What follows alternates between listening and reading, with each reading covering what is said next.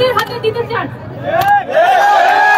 যারা 4 বছর অনার্স এবং 1 বছর মাস্টার শুধু বাংলা নিয়ে পড়ছে তাদের হাতে, নাকি 2-3টি কোর্স করে যারা বাংলায় ঢুকতে চায় তাদের হাতে?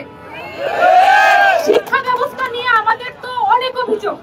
এখন এই অভিযোগের মূলে যদি এখন শিক্ষক কারা হবেন সেটাই যদি হয়ে যায় হচ্ছে স্বজনপ্রীতির একটা আধার, তাহলে সেখানে মেধার যাচাইটা কোথায়?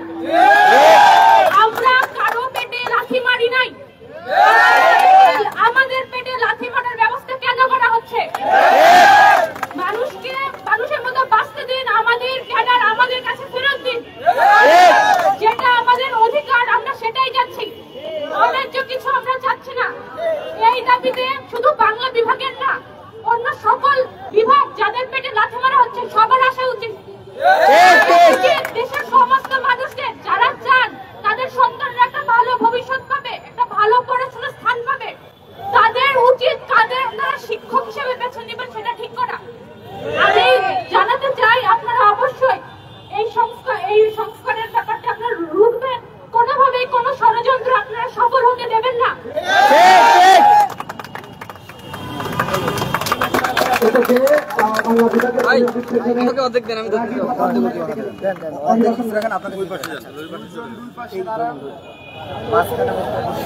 আসসালামু আলাইকুম, আমি মোহাম্মদ রাকিব হোসেন খুলনা, ঢাকা বিশ্ববিদ্যালয়ের বাংলা শিক্ষার্থী।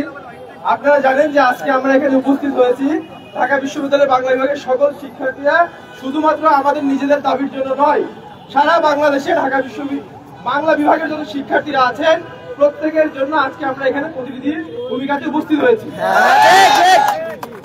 আপনারা অবগত থাকবেন যে আমাদের বিগত 1 দশক আগেও ঠিক এরকম একটি প্রহসন আমাদের বিভাগের বিরুদ্ধে করা হয়েছিল। সে সময় আমাদের বাংলা বিভাগের শিক্ষার্থী সহ সারা বাংলাদেশের অন্যান্য শিক্ষার্থীরা আমাদের সঙ্গে একযোগে সেই প্রহসনকে ব্যর্থ করেছিল। বর্তমানে আমরা যারা বাংলা বিভাগের শিক্ষার্থী আছি সারা বাংলাদেশে, আমি সবাইকে বলবো যে আপনারা আমাদের এই আন্দোলনের সঙ্গে একত্রতা প্রকাশ করেন এবং শিক্ষা নিয়ে যে কোনো ধরনের প্রহসনকে আপনারা ব্যর্থ করে দিন।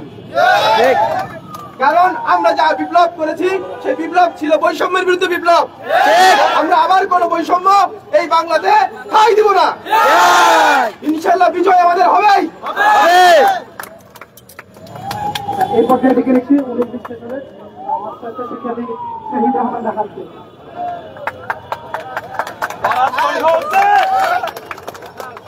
আজকে আমরা এখানে দাঁড়িয়েছি, এটা শুধু ঢাকা বিশ্ববিদ্যালয়ের বাংলা বিভাগ হয়ে নয়, বরং সারা বাংলাদেশের বাংলা বিভাগের প্রতিনিধিত্ব হয়ে আমরা আজকে এখানে দাঁড়িয়েছি। আমরা অনার্সে প্রায় 28টি এবং মাস্টার্সে প্রায় 8টি কোর্স নিয়ে বাংলা পড়াশোনা শেষ করেছি।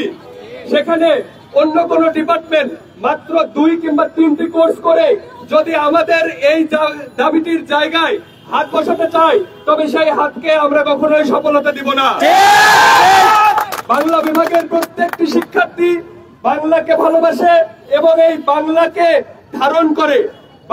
ধারণ করে যখন একজন শিক্ষার্থী বাংলা বিভাগে ভর্তি হয় এবং অন্যান্য শিক্ষার্থীরা, আমরা দেখেছি ঢাকা বিশ্ববিদ্যালয়ের অন্যান্য ডিপার্টমেন্টেও বাংলাকে বিভিন্ন কোর্স হিসেবে, সাবসিডিয়ারি কোর্স হিসেবে যুক্ত করা হয়েছে, কিন্তু সেগুলো কিন্তু প্রাইমারি কোর্স নয়।